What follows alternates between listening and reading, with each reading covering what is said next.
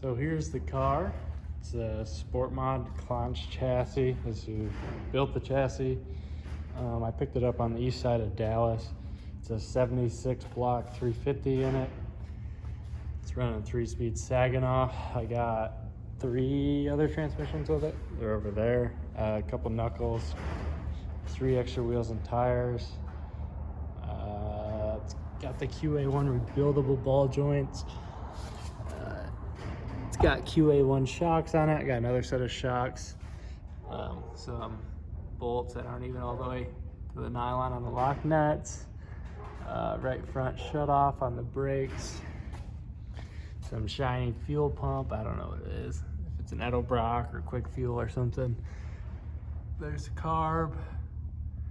It's got the adapter, obviously, to run a 2-barrel. This is a 2-barrel class. Nice aluminum radiator, serpentine belt setup.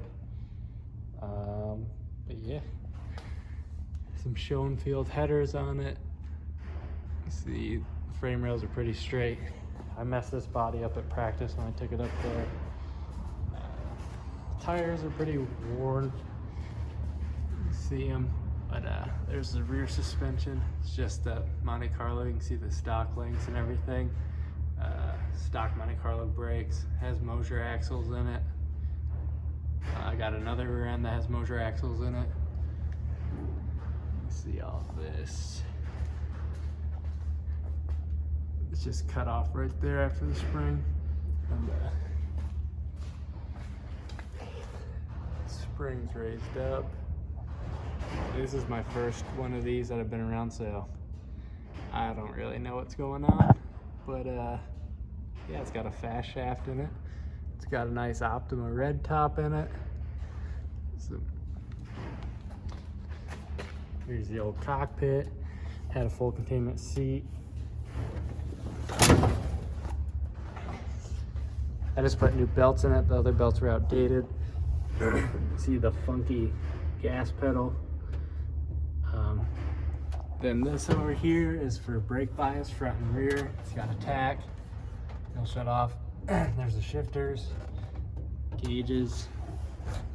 But yeah, pretty good shaped car. It's not bent or anything. You can see the left side here, steering box up there. Transponder pouch, pretty sure that's illegal. It's supposed to be on the engine mid plate, but yeah, nice billet aluminum mount for that power steering. See all this stuff. But yeah, and the newest tire looks like it's the left front, oddly enough. All 3 of these are the same size, and then the left rear is a stagger tire, so it's a little bit shorter. I got the oil pan off it right now. My oil pump just broke. The bolt actually fell out into the oil pan. There's my hood. I got that off. Been working on it, obviously. Oh, there's the other tires. Got a spare beadlock. It's not chrome. It's all the way down there if you can see it. That other rear end also already braced up to 342 rear end. It's got a 355 in it now. I swapped out the transmissions when I went and ran up in Oklahoma. Here's my other transmissions, spare knuckles, differentials, pinions for those differentials. But yeah, I think that's about it. Let me show you this oil pump. So this oil pump got it's a shark tooth Melling oil pump. So that bolt fell out, so I got a bigger bolt. Well, it's not a bigger bolt, it's a coarse, this is a coarse bolt in there now. It was a fine thread and it's stripped out because this pickup, you can see it has a little flange that it mounts right there. And they used the same bolts that came with it, and they tried spacing it up, you can see, with some washers. And when they did that, these bolts were too short, and I guess they tightened them and stripped them out. So that one's probably pretty close to stripping out. That one was stripped out, and it fell out into the oil pan. So I tried putting this, and I was gonna put a little tack weld so it couldn't fall out. And then I noticed that it was cracked. I don't think it was from heat, because I had my finger right there, just to make sure that it didn't get too hot while I was welding it. But I think just from that coarse thread bolt going in there that it cracked it. Ordered a new one, $198 for that. So that hurt a little bit. Still had great oil pressure. I mean, I could probably run it in there, but why chance it? But yeah, So I gotta take it off, pickup off, put it on that pan. Just put a new rear main seal on it. Pulled the main cap off to do it that way. Bearings look good. They still had the coating on them for it, so that's good. Yeah, this is my new project, the Chevy. I know, I'm sorry to all my Mopar fans. If I stick with it for next year, I'll build a Mopar for it. See how I do. You watch me race or at the practice there in Oklahoma, definitely wasn't doing too good. So that's the least of my worries right now, is putting a Mopar in it. Just keep this going for the rest of this year and see where we end up. So I pulled the oil pan off, found this bolt. It's got like a Torx in the backside, or Phillips or something. I was just sitting down in there. The drain plug had some shit on it. I don't feel any big chunks down in there. This has got trap. Oh. Like that's just some silicone. There's something else. Oh. There's some, looks like threads off something. You can see that. Let's see what else we can find. Some more threads. So maybe whatever this bolt goes to, put threads out. I don't know anything about small block Chevys, so I couldn't tell you what that bolt is. But yeah, maybe get the rest of this oil out. It's a sandstorm right now out in Texas, so yeah, see if I can find some more goodies, maybe behind this trap door. Get your fingers in there. Alright, so I gotta do a rear main seal, so I'm gonna pull the main cap off, but see the rods and everything, crank, and it came off this, there you go, see that little dinker right there? That's our culprit, so make sure I'll torque the rest of those. Hopefully that's what the threads are out of. Maybe it's all stripped and they just fucking sent it, but hopefully that's not the case, but who knows. Yeah, everything looks pretty good under here. It's got dyno time and 2 races on it, but you know how that shit goes when you sell something, you know. You got a fib, you know, make your ad a little better than it sounds, but I mean everything looks pretty new under here. It could be, who knows, you know. I mean shit can blow up the first time you start it, so luckily we caught that it got wedged up into somewhere. I mean it might have. The bolt looked pretty good, didn't look like it got slammed anywhere, so. But I don't know, it's just kind of scary because, you know, what could happen next. Maybe I should torque all the rod bolts. I felt all the rod bearings, they all feel pretty tight, so that's good. I just don't know what the metal shavings are from. That's kind of scary that we're on the drain bolt. Yeah, I'm gonna get this oil pump off and pull that main cap off. Okay, here's the original oil pump that I cracked. See, right there it cracked, so I didn't want to reuse that, and it was all stripped out. I mean, had good oil pressure, I ran it like that. This is a 1055 5. Drove all the way to Summit in Dallas. For some reason, brain fart, and I got this 10550, and that's not a bolt-on pickup, that's a press-in pickup. So that was 2.5 hours there, 2.5 hours back. Wasted that trip, but I got a set of scales also and a grinding disc for tires. So, and I get a military discount if I go in there. You can't get it online, but there's that one. Come over here, just a mess everywhere. This is a 10552, and this is, if you read this one, the spring that's in it, it's a 70 psi spring. And if I put this green one in, it'll bump it up 10 to 15 pounds. So I'm gonna put the green one in, then I'll be at 85 like that one was. So we're gonna run this one, even though it's not the same. Pray for the best. I had to pop this on, just tap it lightly. It's got a little detent in it, holds it, tells you on that one. But the yellow spring lowers it 10 to 15 psi, but we're gonna try to run it at 85, that's where it was before. But yeah, and it says it doesn't affect that idle, so it still might be less at idle, but we're gonna try to go for the most. Then I gotta go into town, try to find some bolts that'll work with this, because when I put the pickup on there, it spreads it out, and that's why they're stripped out originally on the other one.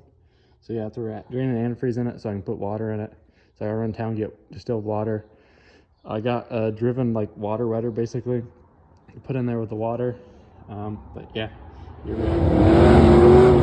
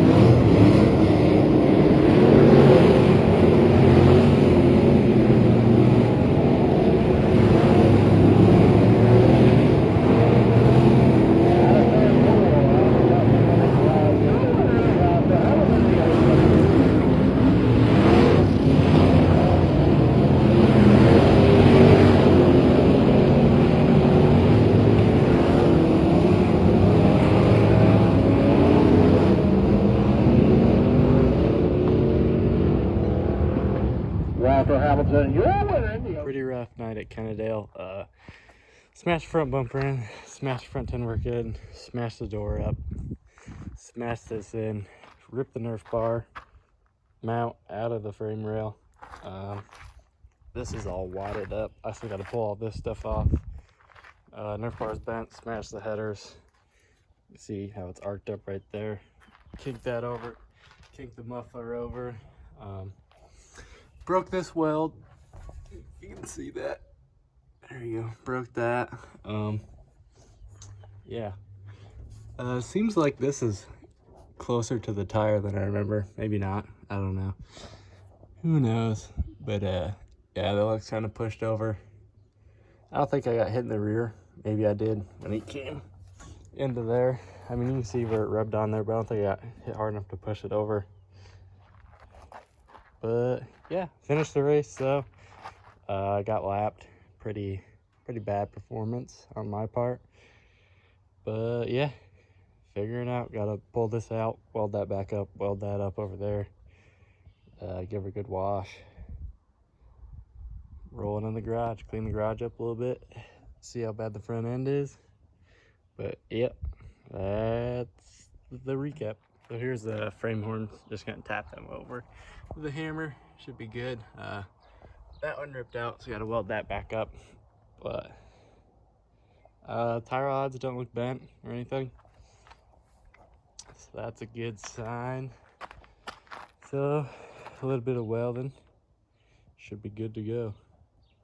Also, I'm pretty sure that's illegal to have up there. And the rule says it's supposed to be on the mid plate of the engine, but you know, when you're in the back, they don't really give a fuck about that. Looks like it's been straightened out before right there. Maybe, I don't know.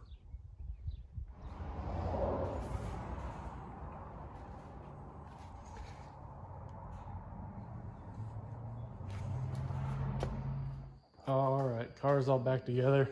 Bumper, it's too far gone really to weld it. Got a little bead down in there, but showed the Nerf bar and stuff earlier. Pictures don't really do it justice, but see, it's pretty crumpled up into there, all into there.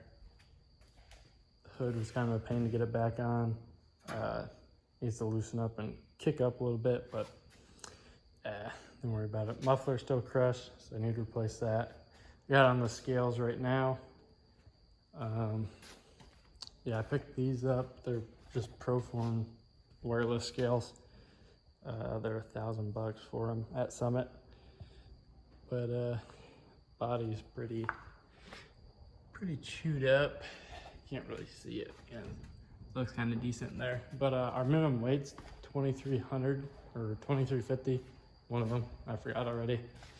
But without me in the car, it's at 2,316. Then he's sitting on it. 2,494. So unless the track they use around the minimum weight was 2,500, I don't know why it'd be so heavy. I mean, the fuel cell's almost full of fuel, but he's definitely heavier than I was. And I'm only 10 pounds off of the minimum weight without all my gear and stuff on, so off 2,500, I mean. Way off on the actual minimum weight, so yeah. So I checked tow too, but everything else is ready to go. Guess just run it like this, keep running it. As far as I know, the rules say 2,350 or 2,300, whatever it is, but I mean, I'm way off of that, so nothing to worry about there. But yeah, this will be our opening week at Abilene Speedway. I might go run Boyd to get some more seat time. All depends if I gotta work Saturday or not. But yeah, that's where we're at.